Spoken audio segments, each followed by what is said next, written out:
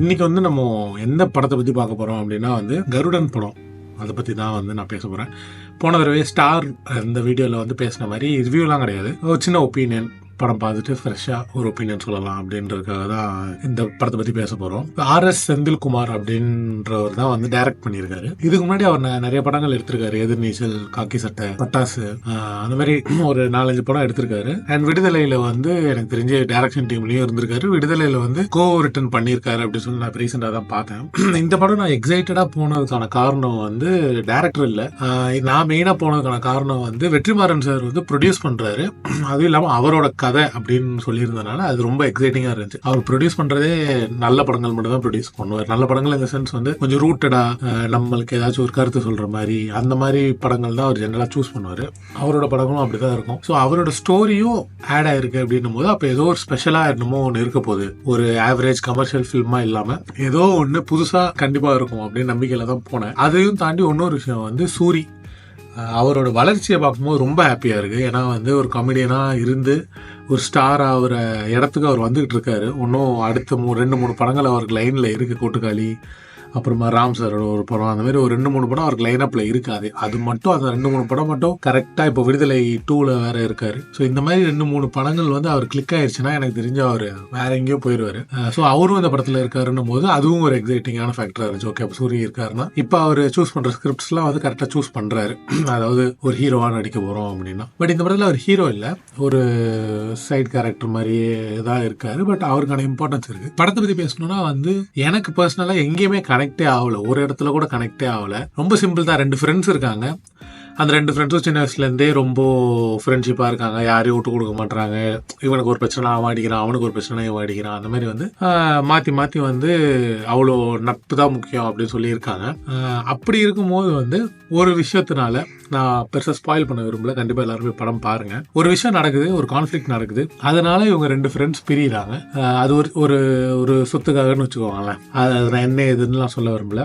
ஒரு விஷயத்துக்காக சண்டை போடுறாங்க, அதனால பிரியிறாங்க. அதுக்கப்புறமா என்னென்ன நடக்குது கதையில் அப்படின்றது தான் இது. எனக்கு என்ன, இந்த மாதிரி கதைகள் வந்து நம்ம ரொம்ப வருஷமாக பார்த்துக்கிட்டே தான் இருக்கும். ஒரு அண்ணன் தம்பியாக இருப்பாங்க, இல்லை அப்பா பையனாக இருப்பாங்க, இல்லை ஃப்ரெண்ட்ஸாக இருப்பாங்க. ஏதோ ஒரு சின்ன கான்ஃப்ளிக்ட் வரும், அதுக்கப்புறமா அவங்க எப்படி பிரியிறாங்கன்றதான் கதைன்ற மாதிரியான கதைக்களம் வந்து நம்ம எவ்வளோ படங்கள் பார்த்துட்டே தான் இருக்கும். நான் ட்ரெய்லர் பார்த்ததுலேயே ஓரளவுக்கு கொஞ்சம் புரிஞ்சிச்சு. ஓகே, இந்த மாதிரி தான் இருக்கும் படம் அப்படின்னு. ஆனால் என்னன்னா, எனக்கு இன்னும் ஒரு சின்ன இது இருந்துச்சுன்னா, ஓகே ஒரு நார்மல் கமர்ஷியல் ஃபில்மாக இல்லாமல் இது அதை விட எங்கேயாச்சும் ஒரு இடத்துல வேற இடத்துல போய் நிற்கும் அப்படின்ற ஒரு நம்பிக்கை இருந்துகிட்டே இருந்துச்சு. பட் எந்த இடத்துலையுமே யாரோடையுமே கனெக்டே ஆக முடியல, எந்த கேரக்டரோடையுமே கனெக்டே ஆக முடியல. கேரக்டர்ஸ் எல்லாருமே ரொம்ப கார்ட்டூனிஷாக இருக்குன்னு சொல்லுவாங்க. ரொம்ப அப்படியே டல்லாக என்ன பண்ணுறோன்னே தெரியாமல், அதுக்கு என்ன பர்பஸ்னே தெரியாமல் கேரக்டர்ஸ் இருந்த மாதிரி இருந்துச்சு. ஸோ அது எனக்கு ரொம்ப பெரிய பிரச்சனையாக இருந்துச்சு. அண்ட் யுவன் பாய் வந்து மியூசிக்ன்றது வந்து நான் எங்கேயுமே நோட் பண்ணல. நான் தேட்டருக்கு போகிற வழியில் டிக்கெட் புக் பண்ண இதில் பார்க்கும்போது பார்த்தா யுவன் பாய் மியூசிக் அப்படி சொல்லி இருந்துச்சு. நான் ஸ்டார் படத்திலே சொல்லியிருந்தேன், அவருக்கு கம்பேக்லாம் தேவையில்லை, அவர் வந்து கரெக்டான பாத்தில் தான் போயிட்டு இருக்காரு அப்படின்னு. பட் இந்த படத்தில் வந்து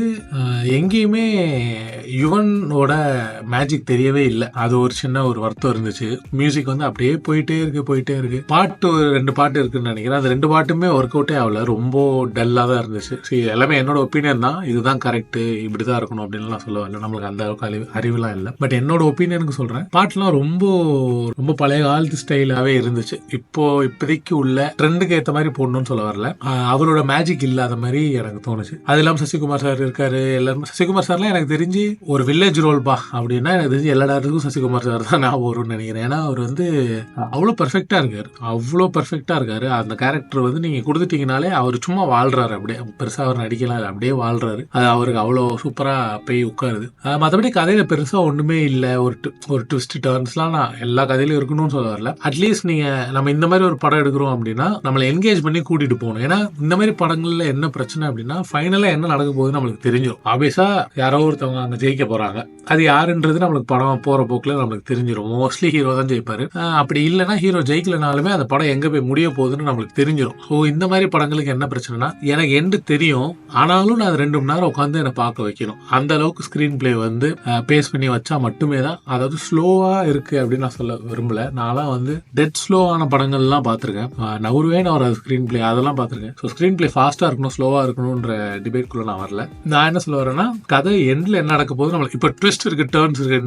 ஒரு மாதிரி படங்கள் இருக்கும், நிறைய ட்விஸ்ட் இருக்கும், நிறைய டேர்ன்ஸ் இருக்கும், நிறைய சஸ்பென்ஸ் அங்கங்கே வச்சுக்கிட்டே இருப்பாங்க. அந்த மாதிரியான படங்களுக்கு வந்து நீங்கள் ஒரு 10 மினிட்ஸ்க்கு ஒரு தடவை 15 மினிட்ஸ்க்கு ஒரு தடவை நீங்கள் உங்களுக்கு வந்து ஏதோ ஒன்று ஆகிட்டே இருக்கும். ஓகே இந்த ட்விஸ்ட் அது ட்விஸ்ட். ஆனால் இப்போ இந்த மாதிரியான படங்களுக்கு வந்து ட்விஸ்ட் தேவைப்படாது. ரொம்ப படங்களுக்கு ட்விஸ்ட் தேவைப்படாது. ஸோ அப்படி இருக்கும்போது கொஞ்சம் ஸ்க்ரீன் பிளேவை இன்னும் கொஞ்சம் ஷேப் பண்ணி வச்சிருந்தா மேபி இது இன்னும் கொஞ்சம் பெட்டராக இருந்திருக்குமா அப்படின்னு எனக்கு தெரியல. ஏன்னா நான் ரொம்ப எக்ஸைட்டடாக போனேன். வெற்றிமாறன் சாரோட கதை அப்படின்றனால வந்து நான் ரொம்ப எக்ஸைட்டடாக போனேன். பட் இது வந்து ரொம்ப காலமாகவே பேசிகிட்டே இருக்க கதை தான். ஒரு கோயிலுக்காக, அந்த கோயிலுக்குள்ளே இருக்கிற ஒரு விஷயத்துக்காக 2 பேர் அடிச்சுக்கிறாங்க. அதனால ஒருத்தனுக்கு வந்து என்ன சொல்றது, ஒரு ஆசை வருது. அந்த ஆசைக்காக அவன் ஃப்ரெண்டே என்ன பண்றான், கடைசியா அந்த பொருள் எங்க தான் போய் சேருது அப்படின்ற மாதிரியான ஒரு விஷயம் தான் இது. ஸோ அதனால இதுக்கு மேல எனக்கு அந்த படத்தை பத்தி என்ன பேசுறதுன்னு தெரியல. பிளஸ் எல்லாருமே பாருங்க.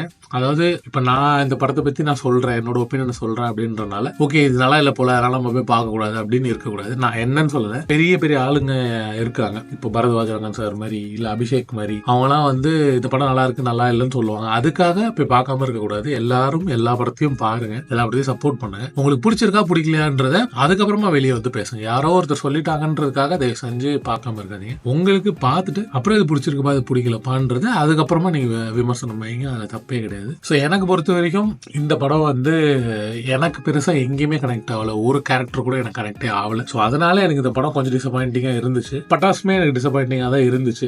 லாஸ்ட் ஃபிலிம் வந்து பட்டாசுன்னு நினைக்கிறேன். அதுவுமே எனக்கு ரொம்ப டல்லாக தான் இருந்துச்சு. அதுக்கு முன்னாடி எதிர்நீச்சலாக இருக்கட்டும், காக்கி சட்டையாக இருக்கட்டும், அந்த ஜோன்லாம் வந்து ஒரு மாதிரி செம கமர்ஷியலாக அடிச்சிருப்பாங்க. அதெல்லாம் ரொம்ப சூப்பராக இருக்கும். இப்போ ரீசெண்டாக அவர் பண்ண ஒரு 2 படம் எனக்கு பெருசாக டைரக்டர் பண்ண படங்கள் வந்து எனக்கு பெருசாக கனெக்ட் ஆகலை. ஸோ இதுதான் நான் வந்து சொல்லணும்னு ஆசைப்பட்டேன். நீங்கள் இந்த படம் பார்த்துட்டு இல்லையே நல்லா தானே இருந்துச்சு, நீ சொன்ன குறையெல்லாம் எனக்கு தெரியலையா அப்படின்னா அதை கமெண்ட்ல சொல்லுங்க, இல்லை டிஎம் வந்து பேசுங்க. நம்ம ரொம்ப ஹெல்த்தியாக கான்வர்சேஷன் பில்ட் பண்ணலாம். ஓகே உங்களுக்கு பிடிச்சிருக்கா, எது உங்களுக்கு பிடிச்சிச்சு, எது எனக்கு பிடிக்கல அப்படின்றத நம்ம பேசலாம். இன்ஸ்டாகிராம் ஐடியும் போடுறோம், அங்கேயும் வந்து டிஎம் பண்ணுங்க, ஃபாலோ பண்ணுங்க, சப்ஸ்கிரைப் பண்ணுங்க, கமெண்ட் பண்ணுங்க, ஷேர் பண்ணுங்க, எல்லாமே பண்ணுங்க. ஸோ நெக்ஸ்ட் வீடியோவில் பார்க்கலாம். பாய்.